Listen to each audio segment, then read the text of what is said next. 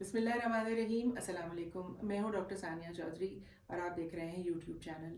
नाजरीन, अक्टूबर का जो महीना है, इसको ब्रेस्ट कैंसर अवेयरनेस के हवाले से जो है, इसमें मैक्सिमम कैंपेन्स होती हैं और इसके अंदर ज़्यादा से ज़्यादा इंफॉर्मेशन इस बीमारी के हवाले से लोगों तक पहुंचाई जाती है, क्योंकि इसका बढ़ता हुआ जो इंसिडेंस है इस बीमारी के बढ़ने की वजह से और ज़्यादा कम उम्र के लोगों में जाने की वजह से ये पाकिस्तान में बहुत अहमियत की हामिल हो चुकी है। आज हमारे पास हमने मदऊ किया है गुजरांवाला से डॉक्टर सोहेल मुराद साहब को, और ये बहुत सीनियर डॉक्टर हैं और इस मामले में इस हवाले से बहुत तजर्बा रखते हैं, और आज हम इनसे मुस्तफ़ीद होंगे कि ये सबसे पहले हमें अपना इंट्रोडक्शन दें ख़ुद, और उसके बाद हमें इस बीमारी के हवाले से जो भी हमारी ये मालूमात में इजाफ़ा कर सकते हैं, ताकि हमारे नाजरीन के लिए, व्यूअर्स के लिए ये वीडियो जो है, ये वीलॉग जो है, ये एक बहुत अच्छी इंफॉर्मेशन का बायस बन सके। जी, अस्सलाम वालेकुम। अस्सलाम जी। क्या हाल है डॉक्टर साहब अल्लाह आपका? का शुक्र है, खैरियत से? बिल्कुल ठीक ठाक। जी, पहले तो सबसे आप डॉक्टर सोहेल साहब अपना इंट्रोडक्शन जी दें हमें। ज़रूर, thank you very much for inviting जी, आपका बहुत शुक्रिया। तो मेरा नाम डॉक्टर सोहेल मुराद है, मैं चीफ़ मेडिकल ऑफिसर हूँ और कंसल्टेंट ऑन्कोलॉजिस्ट हूँ और डायरेक्टर हूँ जिनम कैंसर हॉस्पिटल गुजरांवाला में। जिनम basically Gujranwala institute of nuclear medicine and radiotherapy है, जो कि 19 कैंसर हॉस्पिटल्स में से एक है, जो कि पाकिस्तान एटॉमिक एनर्जी कमीशन के अंडर चल रहे हैं, ठीक और इसमें हम अबाउट 75-20% पेशेंट्स का ट्रीटमेंट करते हैं। है जी।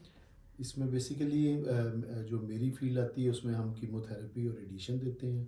पेशेंट हमारे पास डायग्नोज होकर आ जाता है, जी। उसके बाद हम उसकी जब स्टेजिंग करते हैं विद ऑल द टेस्ट, तो जो भी अकॉर्डिंग टू द प्लान हमारा सिलसिला होता है कि अगर पहले वो इनिशियल स्टेज में है तो फिर वो सर्जरी पहले होगी, ठीक है। और सर्जरी के बाद आएगा तो फिर हम उसका देख के कीमो लगनी है या नहीं लगनी, और हार्मोन्स देने हैं और रेडिएशन लगनी है नहीं, तो फिर उसको प्लान कर लेते हैं। ठीक है। इसमें कुछ थोड़ा सा हमें बताइएगा कि आपके पास जो पेशेंट्स आ रहे हैं, उनके एज ग्रुप किधर जा रहा है और जी डिज़ीज़ किधर जा रही है? डेफिनेटली, जिस तरह चूँकि ये अक्टूबर का महीना हम पता है कि ब्रेस्ट के लिए है सिलसिला, तो डेफिनेटली बहुत अलार्मिंग सिचुएशन है, और हमारा तो यही ख्याल है कि हमारी बेल्ट जो है गुजरांवाला, सियालकोट, गुजरात, ये इसमें बहुत यंग पेशेंट्स हैं। अच्छा। तो लेकिन जनरली जब भी हमारी अपने कुलीग से बात होती है, तो पूरे पाकिस्तान में यही देखा जा रहा है कि जैसे इंग्लैंड में वो अपना जो भी बात करते हैं वो मोर देन 50 ईयर्स में करते हैं हाँ पूरे जी। पे, लेकिन हमारे यहाँ तो हम जैसे कि आपको अंदाज़ा होगा कि अबाउट 20 to 25% जो लोग आ रहे हैं वो लेस दैन 40 ईयर्स हैं। जी। This is really very tragic and कोई अलार्मिंग। यंगेस्ट पेशेंट बता सकते हैं किस एज जी में जी, हमें तो हॉस्पिटल में आया हो, जी ताकि जी, लोगों को पता हो कि 17 और हमारे। 18 साल की बच्चियाँ हमारे पास आ रही हैं, और तकरीबन हमें एवरेज ये है कि महीने में एक आध पेशेंट ही मिल जाता है, लेकिन जो 20s और 30s में है वो तो 3-4 आम पेशेंट तो बात हमें हो गई महीने है। में जी मिल रहे हैं। ये तो बड़ी अफसोसकुन हाँ, बात है कि टीन और एज में भी जी अब ये बीमारी जो है हमारे यहाँ देखी बिल्कुल जा वो रही भी, है। और इसके साथ दो चीज़ें हैं कि ये ज़रूरी नहीं है कि उनको हेरेडिटरी, यानी जिसे हम कहते हैं जेनेटिकली जी। या फेमिलियल हो, वो बग़ैर कोई ऐसी हिस्ट्री के भी पेशेंट्स हमारे पास आ रहे हैं। जी। तो जो फेमिलियल या वो चीज़ें हम देखते हैं वो तो 5 to 10% according to the literature हैं, जी। लेकिन हमें इसके अलावा दोनों चीज़ें मिल रही हैं, यानी जी। फेमिलियल वाइज भी। और ये बताना बड़ा ज़रूरी है कि यंग पेशेंट्स के अंदर जो है ये कैंसर बहुत एग्रेसिवली बिहेव करता है, और उसके लिए फिर उनके लिए वो जब तक हमारे पास पहुंचते हैं तो पहले ही उनकी स्टेज बहुत एडवांस हो चुकी होती है जी। जनरली। तो ये एक बहुत ही ऐसी सिचुएशन है जिसमें हमें चाहिए कि हम अपने लोगों को ये ज़रूर आगाही दें कि वो कोई छोटी सी भी चेंज हो तो वो रब्ता करें और सेल्फ ब्रेस्ट एग्जामिनेशन को ज़रूर प्रमोट करें। जी। अच्छा, कुछ ये थोड़ा सा बताइएगा कि आपके इंस्टीट्यूट में कोई, चूँकि माशाल्लाह 19 इंस्टीट्यूट्स हैं जी आपके, और फिर एलाइड हॉस्पिटल्स भी हैं जहाँ पे आप साथ एसोसिएटेड हैं। कोई इस आप लोगों ने अपनी कोई डेटाबेस इन सब की कंबाइंड है आप? जी, हमारी तो मुकम्मल पाकिस्तान एटॉमिक एनर्जी कमीशन की बहुत ही अच्छी कैंसर रजिस्ट्री जो है वो बिल्कुल मौजूद है, अच्छा। और उस पे बड़ा बिल्कुल वो रेगुलरली और बिल्कुल अप टू डेट हैं, और सारी चीज़ें जो हैं हो रही हैं, जी। और उससे हमें बहुत सी चीज़ों का पता भी चल रहा है कि कौन से कैंसर किस एरिया में ज़्यादा हैं, ठीक है। और इस तरह हम किस तरह उनकी कोशिश कर सकते हैं। अब ये बहुत इम्पॉर्टेंट है कि मीडिया और जी। गवर्नमेंट और इवन एनजीओज़ और बाकी लोग मिलके तो प्रिवेंटिव मेजर्स की तरफ ज़्यादा बात करें, क्योंकि जी। हम तो डेफिनेटली तब बात करते हैं कि जब कैंसर की तशखीस हो जाती है, हाँ जी। और हम ज़ोर ज़्यादा ये लगा रहे होते हैं जी जल्दी होनी चाहिए, अर्ली डिटेक्शन हाँ इज़ जी। वेरी इंपॉर्टेंट, और इससे हम बड़ी करते हैं। लेकिन नो डाउट प्रिवेंटिव जो मेजर्स हैं उनकी बात भी हमें इस मंथ में ज़्यादा करनी चाहिए, कि लोग अपने कैसे लाइफस्टाइल को चेंज करें, क्या चीज़ों को वो कर सकते हैं, जो ऐसी चीज़ें हैं जो मॉडिफाइबल हैं। जी। कुछ तो ऐसी है ना जो आप नहीं कर सकते, हाँ जी, जैसे बिल्कुल। ब्रेस्ट में बात करें तो लेडीज़ का खुद एक विमेन होना ही एक रिस्क फैक्टर है। बिल्कुल, फिर एब्सोल्युटली। इंक्रीजिंग एज मसलन हो सकती है, हाँ जी। कुछ उनके ऐसे फैक्टर्स हैं जो नहीं चेंज हो सकते, लेकिन कुछ चीज़ें जो हम चेंज कर सकते हैं, हाँ जी। इसमें जैसे फ्रूट्स वेजिटेबल्स का ज़्यादा इस्तेमाल, जो एनिमल फैट है उसका बहुत कम इस्तेमाल, और उसके साथ जो है वो रेगुलर एक्सरसाइज, जी। कोशिश करें कि स्ट्रेस ना हो, क्योंकि स्ट्रेस का भी बहुत बड़ा, तो ये मल्टीपल चीज़ें प्रिवेंटिव में आ जाती हैं। हाँ जी। फिर हमारा सारा अगला जो हम करते हैं वो क्या जी, अर्ली डिटेक्शन, जी। कि आप स्क्रीनिंग पे ज़्यादा करें, किसी को कोई प्रॉब्लम अगर ना हो, किसी किस्म का कोई मसला ना हो, जी। और वो अपना चेकअप करवाए। जी। जिस तरह के 20 से 40 साल की एज में वो clinical breast examination for every 3 years ठीक किसी है। मुस्तनद डॉक्टर से करवाएं, हाँ जी। या वो फिर अल्ट्रासाउंड करवा लें अगर उन्हें कोई डाउट हो या कोई कंप्लेंट थोड़ी सी भी हो, और इसी तरह 40 के बाद एनुअल जो है वो मेमोग्राफी करवाएं।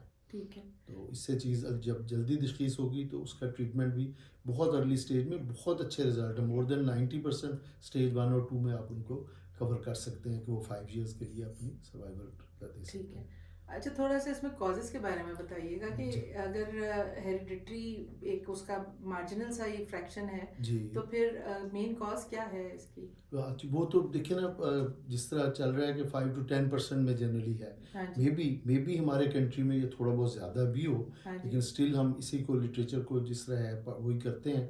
तो बाकी चीज़ों में जो जनरली है वो कॉजेज़, वो बड़ा अंडरस्टैंड करने वाली बात है कि अर्ली मेनार्की, यानी जो माहवारी ख़वातीन में शुरू होती है, जी। वो अगर 12 साल से पहले शुरू हो जाए। जी। इसी तरह जो अगर उनका दरमियानी जो पीरियड है वो ज़्यादा हो, यानी लेट मीनोपॉज़, तो जी। उसमें जो ईस्ट्रोजन्स है वो उनकी बॉडी में ज़्यादा झुके रहता है, तो वो ठीक है। टेंडेंसी को बढ़ा देता है। ठीक है। इसी तरह जो है जब देखा गया है कि जिनके बच्चे नहीं हैं, जी। या जिनके शादी जो है वो 30 ईयर्स के बाद होती है, हाँ जी। और तो उनके लिए भी वो ज़्यादा जो है पॉसिबिलिटी हो जाती है। ठीक है। तो ये और इस तरह के जो फैक्टर्स हैं जिसमें कि बाद चीज़ों पे वो अंडरस्टैंड किया गया, मैंने एनिमल फैट की बात की है, हाँ जी। तो वो हमारे जो अब देखेंगे कि यंग बच्चियों में ये बड़ा प्रॉब्लम ज़्यादा आ रहा है, हाँ जी। कि वो उस तरह है, और उससे फिर डेंस ब्रेस्ट भी हैं, और उसमें भी वो थोड़ी सी बहुत जो है पॉसिबिलिटी बढ़ जाती हाँ है। जी। इसमें मैं थोड़ा-सा इस टॉपिक सेट के कॉजेज़ की इलैबोरेशन में ज़रा थोड़ा-सा जानना चाहूँगी कि अडल्ट्रेशन हमारे यहाँ बहुत ज़्यादा है, ट्रू। और दूसरा अडल्ट्रेशन की एक किस्म जो है, एक तो केमिकल्स इस्तेमाल हो रहे ट्रू। हैं, जैसे मिसाल के तौर पे एक सिर्फ आप डेयरी ही ले लीजिए, तो जो कि हर घर की कंजम्पशन है, तो ना सिर्फ केमिकल्स यूज़ हो रहे हैं बल्कि हार्मोनल इंजेक्शंस भी जानवरों बहुत को ज़्यादा लगाए जी, जा रहे हैं। बिल्कुल यही हम सुन सुन के तो परेशानी है, कि ये एक, और मैं समझता हूँ कि कम अज़ कम पाकिस्तान जो कि 2004 से हमें पता है कि एशिया में सबसे ज़्यादा इसके यंग पेशेंट्स में हमारे जो है वो जी। टेंडेंसी है, तो एडल्ट्रेशन और इसका मेरे ख्याल में बहुत बड़ा रोल होगा, जी। और ये इतना इम्पोर्टेंट है कि गवर्नमेंट को इस सिलसिले में भी बहुत इफ़ेक्टिव रोल प्ले करना चाहिए, क्योंकि जो हमारी अगर नहीं इस तरह सिलसिला होगा, हाँ जी। तो हम तो केमिकल्स खा के और पता नहीं क्या क्या बिल्कुल। चीज़ें हमें देखे, तो बड़ा तमाम और भी कैंसर इसी तरह बहुत बढ़ रहे हैं, और बीमारियां बहुत बढ़ रही हैं, नहीं। चाहे वो कार्डियोवैस्कुलर हैं, चाहे वो दूसरी हैं, तो ये एक बहुत बड़ी हाँ, कॉज नहीं, है। इसमें पंजाब फूड अथॉरिटी ने बहुत सारी आंखें खोली हैं हम जी। लोगों की कि जी। हमारे साथ जो हो रहा है। लेकिन ये बताएं कि इसके ऊपर कहीं पे कोई, अगर आपके इल्म में हो या आपके इंस्टीट्यूट में पॉसिबिलिटी हो, कोई रिसर्च वर्क हो सकता है, या गवर्नमेंट से कहा जा सकता है कि इसके ऊपर बाकायदा रिसर्च करें और उसको लिंक कर सकें, अगर हम, कि ये भी एक मेजर कॉज है और इसके ऊपर ज़रा ज़्यादा सख्ती बरतें। जी, डेफ़िनेटली इस पे बिल्कुल आपका बड़ा वैलिड पॉइंट है।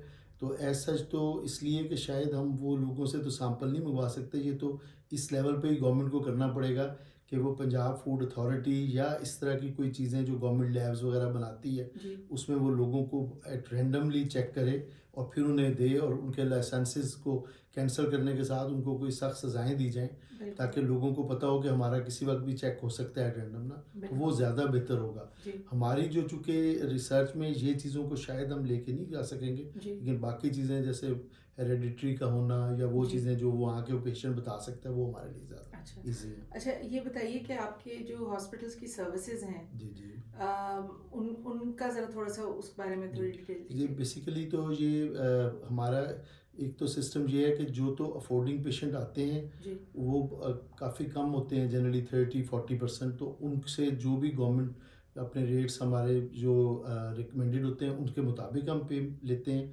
बाकी कोई भी पेशेंट अगर ये कहता है कि जी कि हमने ज़कात लेनी है, जी तो उसके लिए या तो कोई गवर्नमेंट का ज़कात फ़ंड का जिस तरह सिलसिला चल रहा था, ठीक है वरना हमारी तरह हर कैंसर हॉस्पिटल में कैंसर पेशेंट वेलफेयर सोसाइटीज़ हैं। ठीक है ये इस तरह की सोसाइटी हैं जो मुखैर हजरात फिलंथ्रोपिस्ट जो हैं जी वो उसका पार्ट होते हैं और ठीक है वो ही डोनेशंस वगैरह दे के आगे सिलसिला चलाते हैं। तो इस लिहाज से जो भी कोई चीज़ ऐसी हो और पेशेंट कहे, तो उसमें फिर हम उनकी हेल्प लेते हैं और वो हमारी ना सिर्फ इस सिलसिले में हेल्प करते हैं बल्कि गुजरांवाला में कि इक्विपमेंट्स या दूसरी चीज़ें जिस तरह भी हैं या जो हमें ज़रूरियात होती हैं ठीक वो है हमारी मदद करते हैं। ठीक है प्लस अब सेहत कार्ड आने से भी बहुत चीज़ें बेहतर हो गई हैं, बैतुल माल भी इस सिलसिले में बहुत हेल्प कर रहा है। ठीक तो है अल्हम्दुलिल्लाह जो भी पेशेंट्स आते हैं वो किसी ना किसी तरह अल्लाह ताला एक सबब बना देता है और चीज़ें बड़ी अच्छी तरह बेहतर हो की तरफ जाती जा हैं। रही हैं अच्छा कुछ कॉस्ट के हवाले से कुछ आप अगर एक रफ सा आइडिया दे जी दें कि वो एक फैसिलिटी लोगों को जो बेसिकली अवेलेबल हो हर कैंसर का जो है वो ट्रीटमेंट में ये नहीं होता कि आप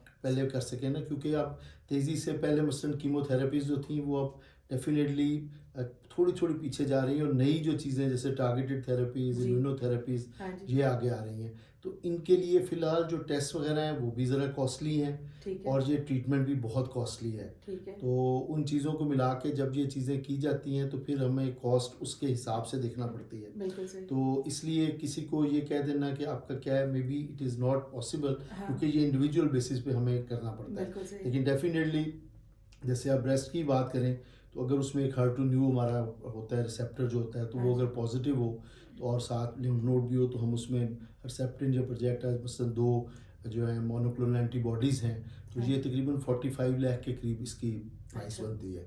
तो इसमें भी फिर कोई कंपनी वगैरह हाफ रेट कर देती हैं, कुछ जी और वसाइल बन जाते, तो अभी हम उनको अपने पूरी कोशिश कर रहे हैं कि जी हम अपने बेहतर हो पेशेंट्स को सके 90% प्लस को कम से कम एक हर्सेप्टिन वगैरह या वो दे ज़रूर दें जो कि 1 साल चलती है। ठीक है तो we are trying our best. और रेडियोथेरेपी जो जी है उसकी क्या रेडियोथेरेपी कॉस्ट में है ये है कि वैसे हमारे पेशेंट्स में तकरीबन 80% तो तकरीबन फ्री ऑफ कॉस्ट ही हो जाते हैं ठीक है और जनरली जो बहुत कॉस्टली रेडिएशन के इलाकों में मिल रही होती है वो हमारे सेंटर्स में 25 से 35 हज़ार के बीच में हो जाती है। अच्छा अच्छा ये तो जी बड़ी अच्छी जी फैसिलिटी एक जी अवेलेबल है लोगों बिल्कुल। के लिए कोई मैसेज आप अगर जनरल पब्लिक जी को देना मैं चाहें इस बिल्कुल हवाले बड़ा से ये चूँकि जिस हम अक्टूबर की बात कर रहे हैं और ये हमारे लिए एक बहुत बड़ी नो डाउट डिलेमा है कि जो ब्रेस्ट कैंसर है ये ख़वातीन में बहुत ही हम ये समझ रहे हैं कि तेज़ी से तो फैल ही रहा है लेकिन यंग एज में ज़्यादा आ रहा है। ये यहाँ बताना ज़रूरी है कि ये मर्दों में भी हो सकता है जी और 1 से 2% मर्दों में ये